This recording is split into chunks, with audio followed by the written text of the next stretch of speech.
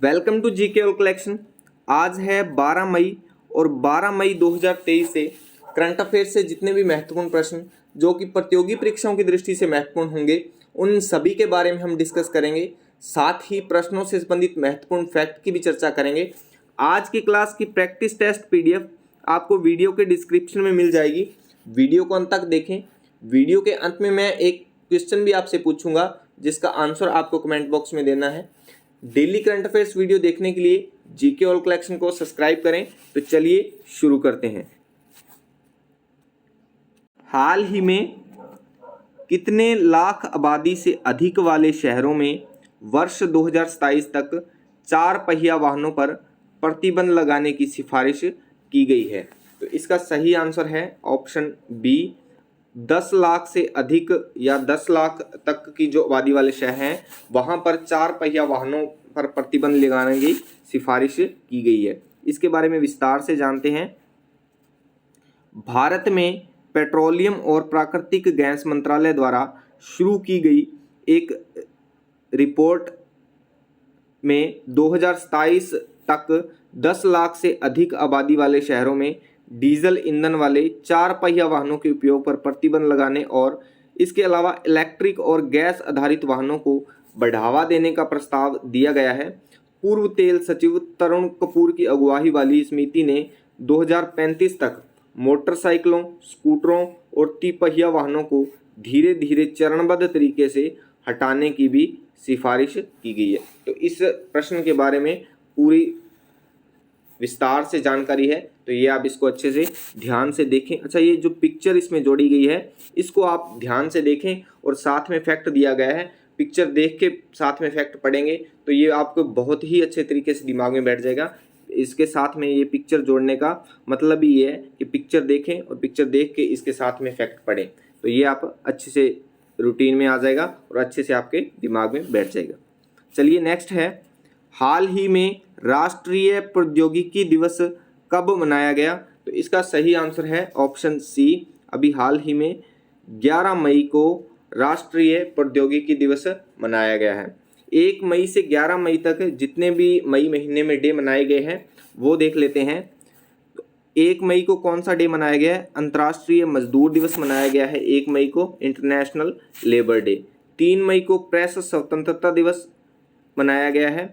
Coal mines day मनाया गया है 4 मई को। मातृ दिवस मनाया गया है मई का जो दूसरा रविवार है, मदर्स डे मनाया गया मई के दूसरे रविवार को। 8 मई को विश्व रेड क्रॉस दिवस मनाया गया है। विश्व विजय दिवस मनाया गया है 9 मई को और विश्व प्रवासी पक्षी दिवस भी मनाया गया है 9 मई को। 11 मई को राष्ट्रीय प्रौद्योगिकी दिवस मनाया गया है, अभी हमने बात की है। तो ये सारे जो डे हैं, नेशनल टेक्नोलॉजी डे 11 मई को, और ये सारे डे हैं जो अभी तक मई महीने में मनाए गए हैं। तो इनको आप थोड़ा ध्यान में रखें और बार बार ये पढ़ते रहें तो रूटीन में आते रहेंगे। चलिए नेक्स्ट है, हाल ही में किस देश ने पासपोर्ट पर पारंपरिक वीज़ा स्टिकर को बदलने के लिए एक नई ई वीज़ा प्रणाली शुरू की है जिसमें भारत सहित 7 देशों को लाभ होगा? इसका सही आंसर है ऑप्शन डी, सऊदी अरब। डी ऑप्शन सही हो जाएगा, सऊदी अरब। चलिए विस्तार से जानते हैं। सऊदी अरब ने पासपोर्ट पर पारंपरिक वीज़ा स्टिकर को बदलने के लिए नई ई वीज़ा प्रणाली शुरू की है। मई 2023 में शुरू हुई इस पहल का उद्देश्य काउंसलर सेवाओं को डिजिटल बनाना और 7 देशों, ये 7 देश कौन कौन से हैं? जॉर्डन, संयुक्त अरब अमीरात, मिस्र, भारत, बांग्लादेश, फिलीपींस और इंडोनेशिया में काम, निवास और यात्रा वीज़ा जारी करने का एक नया तरीका बनाना है। अच्छा, ये सऊदी अरब है, तो ये आप वर्ल्ड मैप में देख रहे हैं, ये यहाँ पर सऊदी अरब है। सऊदी अरब की जो राजधानी है वो रियाद है। राजा जो वहाँ का है, वहाँ पर राजतंत्र है तो राजा बनता है वहाँ पर। तो राजा जो है वहाँ पर शाह सलमान है।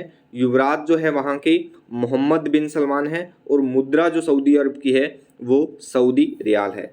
तो इस प्रश्न से इतनी महत्वपूर्ण बातें थी। चलिए चलते हैं नेक्स्ट। हाल ही में किस सागर के नीचे 7000 साल पुरानी सड़क के अवशेष मिले हैं? तो इसका सही आंसर है ऑप्शन ए।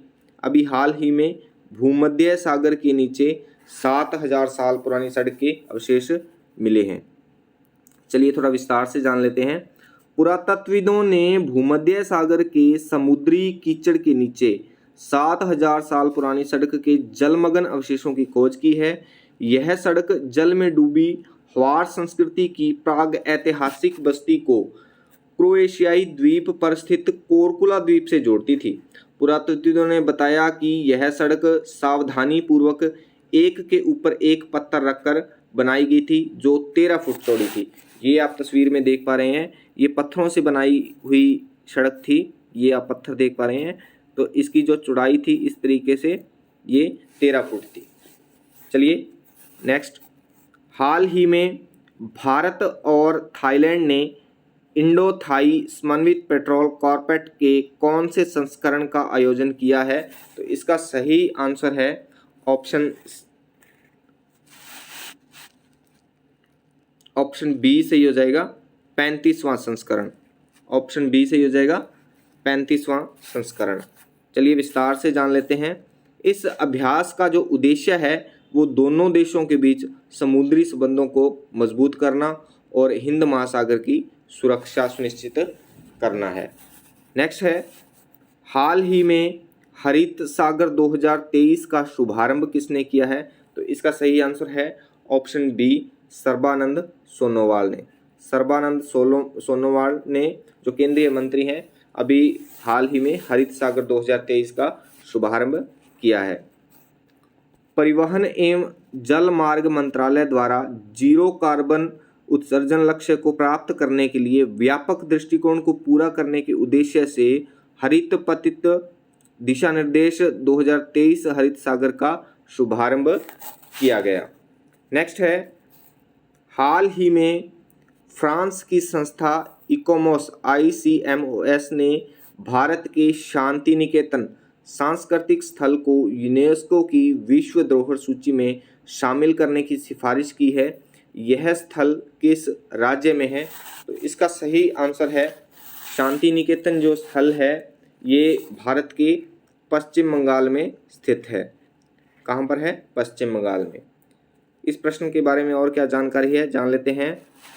यह सिफारिश फ्रांस स्थित अंतर्राष्ट्रीय सरकारी अनुसंधान संगठन international council on monuments and sites ICOMOS ICMOS ने की है।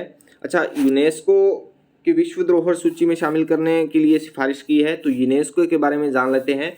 यूनेस्को की फुल फॉर्म है United Nations Educational Scientific and Cultural organisation.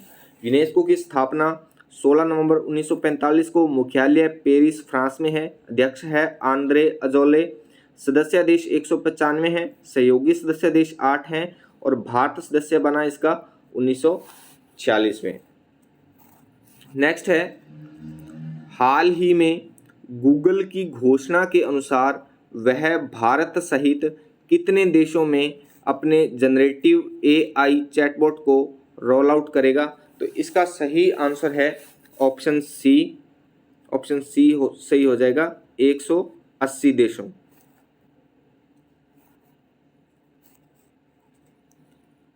Board एक बड़ा भाषा मॉडल है जो टेक्स्ट जनरेट कर सकता है, भाषाओं का ट्रांसलेशन कर सकता है, आपके सवालों के जवाब दे सकता है तथा विभिन्न प्रकार के क्रिएटिव कंटेंट लिख सकता है और आपके सवालों के जवाब सूचनात्मक तरीके से दे सकता है।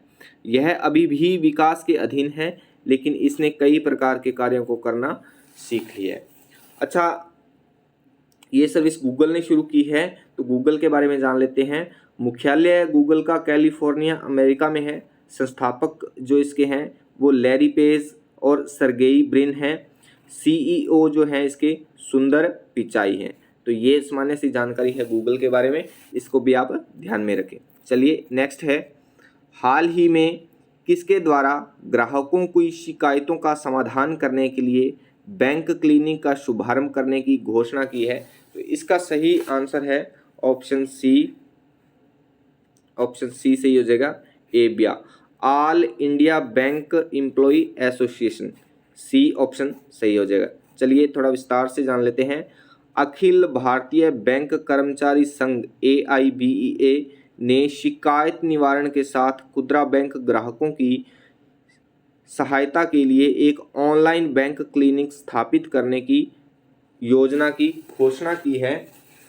AIBEA ने के महासचिव CH वेंकटचलम ने कहा है कि एक बार जब कोई ग्राहक बैंक क्लिनिक में शिकायत दर्ज कराता है तो AIBEA की टीम उस मुद्दे को हल करने के लिए बैंक के साथ काम करेगी। तो ये सामान्य सी जानकारी थी इस प्रश्न से। चलिए नेक्स्ट है, हाल ही में केंद्रीय वित्त मंत्री निर्मला सीतारमण ने वित्तीय स्थिरता और विकास परिषद को लेकर बैठक की है। इस विषय में यह किस नंबर की बैठक है? तो इसका सही आंसर है ऑप्शन सी 27वीं।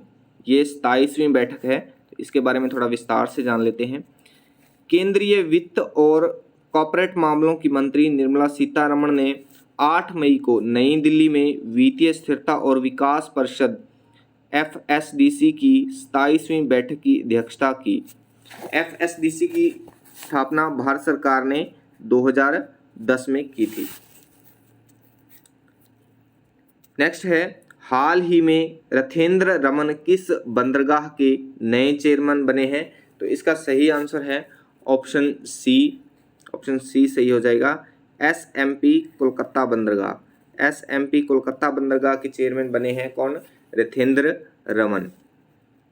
ये आप देख पा रहे हैं, ये हैं रथेंद्र रमन जो कोलकाता बंदरगाह के चेयरमैन बने हैं। भारतीय रेलवे यातायात IRTS के 1995 बैच के अधिकारी रथेंद्र रमन ने कोलकाता स्थित श्यामा प्रसाद मुखर्जी बंदरगाह के नए चेयरमैन का पदभार संभाला है। रमन को 4 बार महाप्रबंधक के पदक और 2006 में रेल मंत्री के पदक से सम्मानित किया जा चुका है। नेक्स्ट है, हाल ही में किसने लार्सन एंड ब्यूरो L&B में नॉन एग्जीक्यूटिव पद से इस्तीफा देने की घोषणा की है? तो इसका सही आंसर है ऑप्शन सी AM नाइक ने। AM नाइक ने लार्ज एंड ब्यूरो के नॉन एग्जीक्यूटिव पद से इस्तीफा देने की घोषणा की है। ये है AM नाइक, आप देख पा रहे हैं। लार्ज एंड ट्रूबो L&T के निदेशक मंडल ने AM नाइक को मानक अध्यक्ष का दर्जा देने का फैसला किया। नाइक ने 30 सितंबर 2023 को अपना कार्यकाल समाप्त होने के बाद L&T समूह के गैर कार्यकारी अध्यक्ष पद छोड़ने का फैसला किया था। नाइक ने 58 वर्ष से अधिक L&T की सेवा की है। नेक्स्ट है, हाल ही में महान फुटबॉलर एंटोनियो कार्बजल की हाल ही में 93 साल की उम्र में निधन हो गया है। यह किस देश के फुटबॉल खिलाड़ी थे? तो इसका सही आंसर है, कार्बजल जो थे वो मैक्सिको के फुटबॉल खिलाड़ी थे। मैक्सिको B ऑप्शन सही हो जाएगा। चलिए जानते हैं विस्तार से। ये आप देख पा रहे हैं एंटोनियो कार्बजल 5 विश्व कप में भाग लेने वाले पहले मैक्सिकन खिलाड़ी एंटोनियो कार्बजल का देहांत 93 वर्ष की उम्र में हो गया है। कार्बजल को ला टोटा उपनाम दिया गया था। कार्बजल मैक्सिकन फुटबॉल फेडरेशन के अध्यक्ष रहे 1988 से 1994 तक। कार्बजल मैक्सिकन फुटबॉल के एक सच्चे किंवदंती थे। उन्हें उनकी कई उपलब्धियों और खेल में उनके योगदान के लिए याद किया जाएगा। तो इस प्रश्न से इतनी सामान्य जानकारी थी, ये आप अच्छे से ध्यान में रखें। कल के लिए आपके लिए चैलेंज क्वेश्चन है, हाल ही में किस राज्य ने बच्चों के लिए स्कूल स्वास्थ्य कार्यक्रम की शुरुआत की है? बहुत ही महत्वपूर्ण प्रश्न है, तो इसका आप आंसर कमेंट बॉक्स में कमेंट करें। आज के लिए बस इतना ही। वीडियो अच्छी लगी तो वीडियो को लाइक करें, दोस्तों में शेयर करें, कोई सुझाव या संशोधन के लिए कमेंट भी करें और डेली करंट अफेयर्स की वीडियो देखने के लिए GK ऑल कलेक्शन को सब्सक्राइब करें और बेल आइकन को प्रेस करके ऑल पर भी क्लिक कर दें ताकि डेली अर्ली मॉर्निंग नोटिफिकेशन आपको मिलता रहे। जल्द मिलते हैं एक नए ज्ञान नए वीडियो के साथ, तब तक के लिए जय हिंद जय भारत।